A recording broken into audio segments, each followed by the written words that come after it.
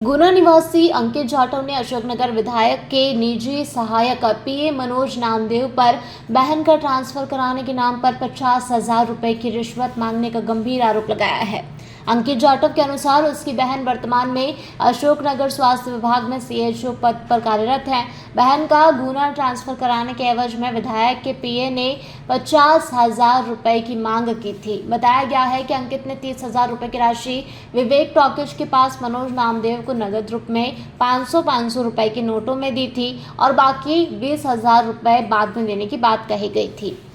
जब अंकित ने इस पूरे मामले की जानकारी सीधे विधायक को दी तो विधायक ने अपने पीए से बात की। पूछताछ में पीए ने पहले पैसे लेने से इनकार किया, लेकिन जब सच्चाई सामने आई तो विधायक ने तत्काल पैसे वापस करने का आदेश दिया और स्पष्ट कहा कि पैसा वापस करो, नहीं तो आप पर कार्रवाई की जाएगी। विधायक ने यह मामला गंभीरता से लेते हुए पीए के खिलाफ कलेक्टर को पत्र लिखकर पूरे मामले की जांच कर कार्रवाई की मांग की है। यह मामला अब प्रशासन के संज्ञान में आ चुका है और आने वाले समय में दोषियों पर कड़ी कार्रवाई की उम्मीद जताई जा रही है। मैं पागल हुआ जा रहा हूँ गुप्ता जी। अब अच्छे पूछिए ना क्या हुआ इसके साथ। क्या नाम है? अंकित जाटव। क्या हुआ है? सर हमें ट्रांसफर करवाना था। कौन का ट्रांसफर करवा? सर मेरी बहन का। तुम्हारा नाम क्या है? पंकज जाटव। तुम्हारे पिताजी का नाम? श्री मुन्नालाल जाटव। कहाँ के रहने वाले हो? ग्राम रामपुरा, पोस्ट बगाड़ा, जिला गुना। गुना के रहने वाले हो। असूना में पोस्टिंग है तुम्हारी बहन, तो तुम उनको गुना ले जा रहे? नहीं सर, पिंदौरा हम करवाना चाहते थे। अच्छा, तो किसको दिए आपने पैसा? सर विधायक साहब की दिए थे। विधायक कौन विधायक? श्री हरिबाबू राय। हरिबाबू राय। कितने रुपए दिए? सर 30,000 दिए थे, 50 की बात हुई। 50 की मांग कर रहे थे। हाँ, तो 20,000 काम हो गए बाद में। कहाँ पे दिए थे आपने? प्रकाश टॉकीज के विवेक टॉकीज पास हैं? विवेक टॉकीज के पास। विवेक टॉकीज के पास। हाँ, इसने ये बोल रहा है विवेक टाकिज के पास दिए, वो बिल्कुल बदल गया और मुझे तो लग रहा है इस लड़के ने पैसे दिए हैं, क्योंकि इसकी जो आप देखिए इसकी हालत। आज तक कोई बोलता ना कि कभी पैसे लिए तो मेरे 50,000 बार लेके आए थे क्या? जी सर। 30,000 उनको दे दिए। ये दिए 20,000 मेरे पास है। 20,000 आपके पीछे पास। रखे। लगाया कि तुम्हारे पीए ने दिया, क्या मामला है ये पूरा? आज की बात है, मैं कृषि विज्ञान केंद्र में था, वहाँ से लौट के आया तो मुझे धर्मेंद्र सोनेरा जी हैं, उन्होंने एक फ़ोन किया कि एक ट्रांसफ़र के लिए आपने लेटर लिखा है, उसके बदले में जो मेरा पीए मनोज नामदेव है, जो 2 दिन पहले आया है, 3 दिन पहले, उसने इस लड़के से पैसे ले लिए।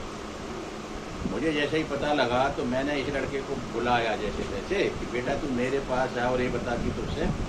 अब वो बदल गया, मेरा पीए कहता मैंने नहीं ली थी, और ये कह रहा है कि इसने रसीला चौक पे विवेक टाकीज के पास 30,000 दिए, ये घर से 50,000 रुपये लेके आया था।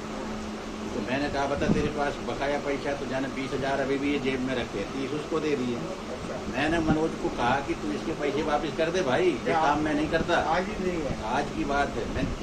मैं सोच भी नहीं सकता कि ये 2 दिन पहले जो व्यक्ति आया, ये किस तरीके का व्यक्ति है। मेरे पास बाबूलाल देलवार जी, हमारे जो बसपा के नेता हैं, उनने भी मुझे फ़ोन करके बताया कि भाई साहब जी क्या हो रहा है आपके यहाँ, आपका पीए पैसे मांग रहा है, मेरा भांजा लेटर लिखा के लाया है।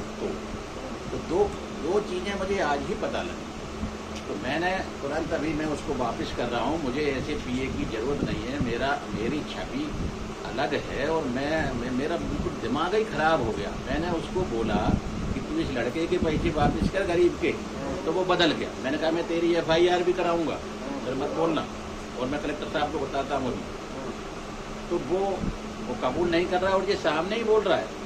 कोई ऐसा बोलता है क्या गुप्ता जी, अगर पैसा नहीं दिया उसके मोड़ा बोलेगा कभी? तो इस तरीके का ये भ्रष्टाचार है। मेरा ही पीए, मेरा निस्सहाय, मैं ऐसा वो किया। मैं आज तक मेरे पास कोई शासकीय निस्सहायक नहीं था, मैं अपना काम चलाता था। मेरी कलेक्टर साहब से एक दिन बात हुई तो शायद कलेक्टर साहब को लगा हो कि अरे क्या नहीं है, तो उन्होंने भेज दिया तो कोई बात नहीं, पर तो आते ही उसने ऐसे कारनामे कर दिए। मैं उसे वापिस कर रहा हूँ। ये लौटा देखा ना कब आया है, अभी आया है, 2-4 दिन पहले ही आया है। कब आया है? ये ज्वाइन किया है सब 23/5 को। 5 दिन ही। कौन से विभाग का है? जनजाति कार्य विभाग। आदिम जाति शिक्षक है कहाँ है? नहीं, बाबू सहायक क्या है ग्रेड 3 जो भी है।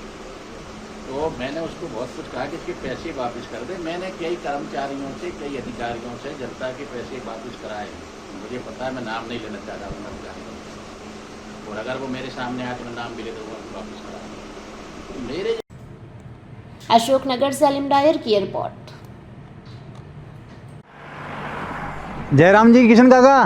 राम राम भाई, राम राम। क्या दोनों भाई बैठ के क्या हिसाब लगा रहे हो? ऊटी लहसुन के भाव आ गए क्या? अरे नहीं रे दादा, ये अपना रमेश नया मकान बनाने के लिए लोन ले रहा है। हिसाब किया तो पता चला कि लोन का पैसा तो ईंट और रेती में ही पूरा हो जाएगा। और अभी तो सीमेंट लानी है, सलिया लाना है, और तो ठेकेदार को भी पैसे देने हैं। मेरे तो कुछ समझ में ही नहीं आ रहा कि कैसे बनेगा मेरा नया मकान। अरे किशन काका, कहाँ इन रेत सीमेंट और लाल ईंटों के चक्कर में पड़ रहे हो? मेरी बात मानो तो अपने घर को बाबजी एएसी ब्लॉक से बनवाओ। इसमें ना सीमेंट और रेत की जरूरत होती है, ना ही तराई करने की झंझट। और लाल ईंटों के मुकाबले आपका मकान काफी तेजी से बनकर तैयार हो जाएगा। इससे आपके पैसे तो बचेंगे ही, साथ ही मजबूती ऐसी कि सालों साल देखने की जरूरत नहीं। और इससे आप अपना मकान ही नहीं, कुएं और खेत की बाउंड्री वॉल भी बनवा सकते हो, जिससे रोजड़ों की समस्या भी खत्म हो जाएगी। वाह भाई, ये तो कमाल की चीज है। फिर तो मैं अपना घर बाबजी ब्लॉक से ही बनवाऊंगा। और मैं अपने खेत की बाउंड्री वाल। ज्यादा जानकारी के लिए स्क्रीन पर दिए गए नंबर पर अभी कॉल करें। बाबजी एएसी ब्लॉक्स, स्टील से मजबूती।